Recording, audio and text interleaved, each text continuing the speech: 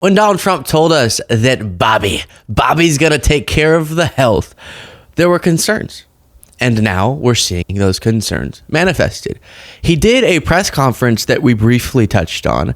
I want to remind you of that. And then we'll get to an interview he did on Hannity where some damage control had to be done from this press conference. I'll bring in to discuss this the wonderful and amazing Brittany Page. Great to be back with you, Brittany. Hi, Luke. Good to see you. And I would appreciate the warning, if you're going to do an impression, because I'm over here trying not to laugh. Bobby. I don't want to reveal my presence before you've announced me. So just in the future, okay. Give me a little heads up that you're going to be beginning with a comedic impression. So tell us what this press conference was about, why it garnered backlash. Then I'll show some clips, and then we'll get to the Bobby effed up portion.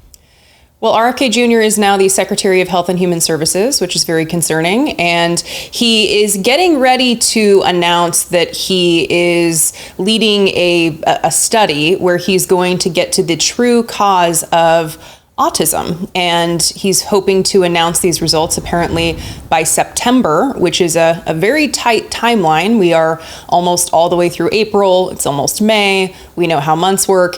And so he's holding this press conference to challenge what is the scientific consensus about what causes autism, which is it's multifactorial. There's different factors that are at play here. We don't ultimately know the cause, but it could be a lot of it is related to the expanded criteria, better identification of the symptoms. And RFK comes in and he says, no, that's not what it is. And so he held a press conference to tell us all about what the true actual cause is. Right.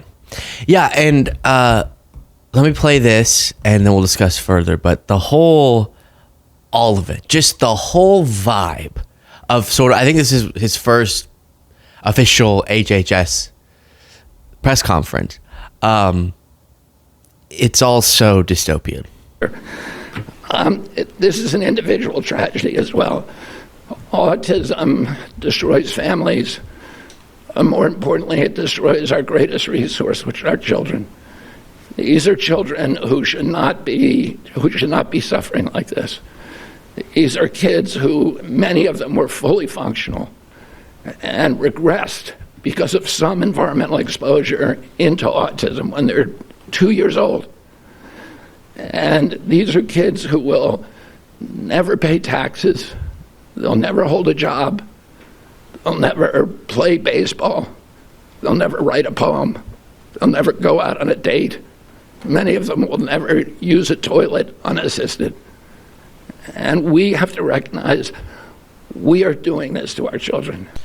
All right, so hold that in your mind. You can hear some of what got a lot of experts to express their discomfort with what he's saying, and just people who themselves have autism or family friends with autism saying that's not really a fair characterization of even most people that we're referring to here. Obviously, you'll have extreme cases, but he seems to misunderstand what it is that's even being discussed, which might contribute to his confusion around the increasing rates. Because one of the things, as was mentioned by Brittany, is that major factor that is pointed to as to why rates have increased is because of the expanded criteria, and that we're identifying people, we're screening people better and differently. There's less stigma, there's more understanding, awareness.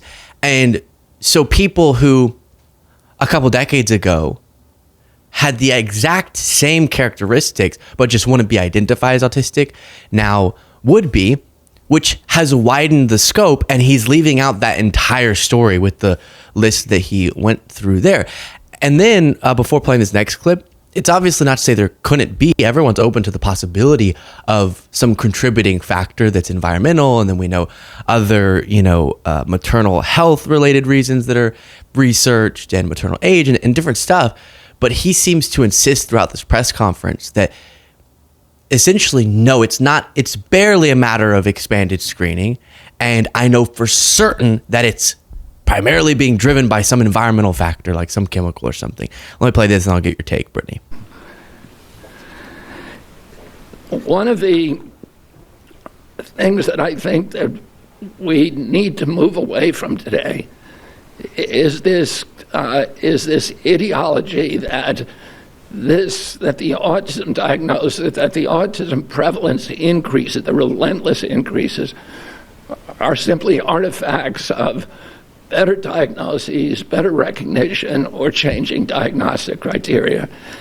If you look at Table 3 of the ADDM report, it's clear that the rates are real, that they are increasing in the last 10 years, which is beginning with the first one. Year by year, there is a steady, relentless increase. I want to, because this epidemic denial has become a feature in the mainstream media, and it's based on an industry canard. And obviously, there are people who don't want us to look at environmental exposure. Yeah, so a lot of that was going on in the press conference. Again, I don't know why you can't level-headedly say, great, you're going to research. I mean, it's been researched, but you're going to do an extra push for research, and you want to have an answer by September, which is really fast. And Brittany, you said that he was hoping. I'm pretty sure he proclaimed, we're going to have an answer by September, which is just not how investigating such things works. You might not, though, is a possibility, which you're not leaving yourself open to. But before going to his damage control, I do want to get your take on those two clips. So the sort of all cases are the most extreme cases characterization, and then the idea that understanding how expanded awareness about autism contributes to the increasing rates, that's just sort of a myth, a scam going on. Well, you could hear him. He started to veer into conspiracy territory at the end there, where he started to say there's people who don't want us to look into environmental factors. And that's the heart of who RFK Jr is. He's a conspiracy theorist. It's not just that he's an anti-vaccine activist. He holds many conspiratorial beliefs. A lot of them have to do with vaccines, including like the HPV vaccine. He believes that causes cancer. And for a guy who talks a lot about corruption in the medical system and people getting kickbacks, you know, he had a deal. He had to amend his ethics pledge during his confirmation for Secretary of HHS. During his confirmation hearings, he had to amend it because he was receiving money in a deal where he would refer clients to the manufacturer, the vaccine manufacturer of the HPV vaccine, where he would get money. And last year he made $850,000 from that deal. So he makes money from these conspiracies that he pushes.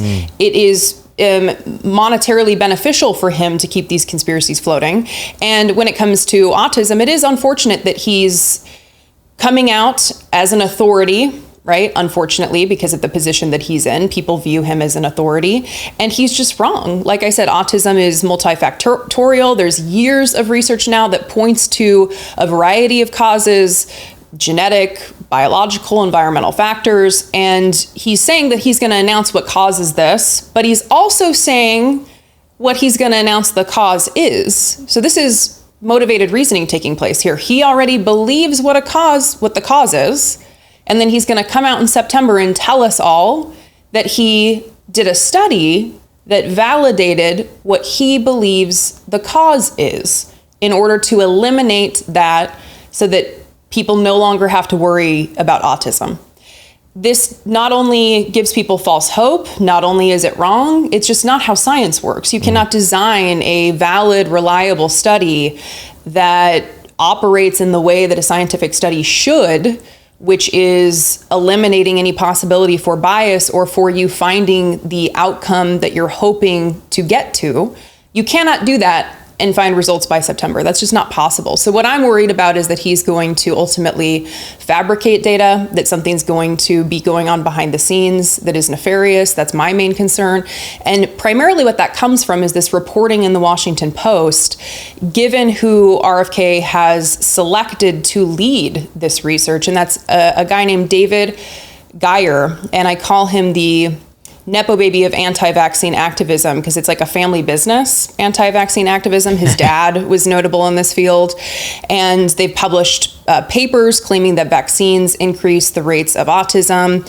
This guy, David Geyer, he actually was disciplined, according to Washington Post, by Maryland regulators more than a decade ago for practicing medicine without a license. He and his dad had a paper retracted. This is a very concerning element of this. And of course, you didn't hear RFK talking about this aspect of it. And public health experts in this field, they're very concerned about this element in particular of who RFK is putting in place to reach these results that he ultimately wants. Yeah, and that's the big fear as well. A lot of the way that he talks about this, and just quickly, and then we'll play this clip. I know I've been queuing up a long time, but there's a lot of straw manning that goes on. Oh, so you don't want us to understand autism, or you don't want us to research this, or if there are more environmental causes, or if that's contributing more than we know, you wouldn't want to know that. None of that's it. All of that's been researched. All of that should continue to be, and we should understand that. But it's how he's handling this, given, as was just mentioned by Brittany, who he selected to head it up. And then also the broader misunderstanding of how, also something Brittany mentioned, you approach such research and the way that you speak about it. And he's out there doing this conspiratorial attack dog type thinking. Now, there's a few different, as have already been touched on, fears to this. Another one of mine, and was touched on in this Washington Post piece, is that you end up, even if he doesn't say this explicitly, fueling, because he definitely stays away from saying that, refuting this explicitly, you fuel anti-vaccine sentiment, which is something that has been thoroughly researched in terms of the potential for a link to autism, which obviously there's not. And the Marjorie Taylor Greens of the world and other folks will take some of the language he's using to say, oh, we know what wink, wink, we know, and it fuels what is really dangerous and disastrous in people's lives. All right, here's RFK Jr. on Hannity, and Hannity said a bunch of ignoramuses were misstating what you were trying to say. Disorder. You lashed out at the media, which they're a bunch of ignoramuses and jackasses, and I'm not fond of them, so I'm glad you did. And you said they were in epidemic denial. You said autism destroys families, and more importantly, our greatest resource are children. And then these are kids. You said they'll never hold a job. They'll never pay taxes, meaning for a society. People mistook that. Then you added, they'll never play baseball, write a poem, go out on a date. They'll never be able to live unassisted lives. You're talking about the totality of their life. And people seem to just want to put their head in the sand and not look at the scientific numbers. Yeah, what do you think is causing this? Let me say this. There are many kids with autism who are doing well. They're holding down jobs, they're getting paychecks, they're living independently. But I was specifically referring to that 25%, the group that is nonverbal. That was clear. You were not ambiguous disorder. I wouldn't say that was, but Brittany? You wouldn't say it was clear, right? I would say one thought that didn't come through my head the whole entire press conference I was watching was, this is not clear. Yes. I also love how Hannity started that by saying that he's enraged at the media or whatever in the media. You're the media, Hannity. You are the media. You're very prominent in the media. The mainstream. Which outlet gets the most viewership? Fox News. So shut up. Yeah, come on. You're like top of the hill. But yeah, I mean, he had to come out and do some reparative work here because he was being called a eugenicist. And it's tough to beat the allegations when you're making the statements that he was making, where this is supposed to be the party of all lives matter. Life is precious, regardless if it's in or outside the womb, right? They make all these proclamations. And then he's sitting there making these statements as though, your life is only valid or worthwhile if you can pay taxes, if you can be, exploited for your labor, if you can write poetry. And listen, if that's the bar, my life's not worth much because I can't write poetry, okay? But I get why people latch on to folks like RFK Jr. And that's because he comes in and he says, I have this certainty, I guarantee I can find this thing. And science isn't like that, right? Scientists make room for uncertainty. They make room for what they don't know, what they don't understand, the limits of our knowledge, the limits of what we can know based on what we do know and based on the research process.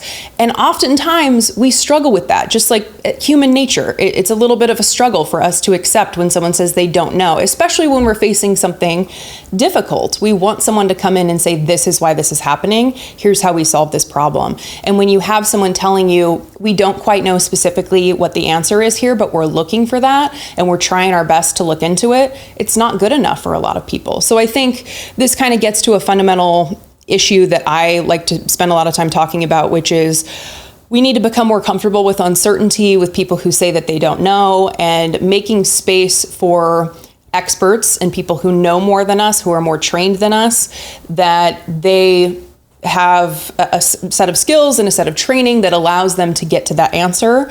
And part of the attacks on education and expertise, it was designed to kind of get us to this place where we now have RFK as the Secretary of Health and Human Services. Yeah. And with our politicians too, it's a great point, because Trump's rise to the place that he is now in politics is saying, I alone can fix everything. I am the expert. I know more than anyone on nukes. I know more than anyone on lawn maintenance. I know more than anyone on medicine. I know more than anyone on loans. I know more than anyone on, and certainly about spray tans, I think he knows more than anyone. Yeah. And it's because there's this deep rooted ambition, which you understand as people, to be told by someone they know everything and they can fix everything. Just trust them. Oh my gosh. As opposed to, the world's complicated. I try to know a lot. I try to know the best that I can, and I'm going to try to do the best that I can, but I can't tell you for certain I'm going to know how to solve autism by September. And It's really attractive. And so you have to proactively seek out people who have that honest, accurate humility, as opposed to the delusional sort of Trumpian, RFK Jr.ian characterization of themselves. Totally. Everyone, go support Brittany. The Page Perspective on YouTube, linked in the description below. You can search Brittany Page on YouTube as well. Thanks for being with us. Thank you so much, Luke.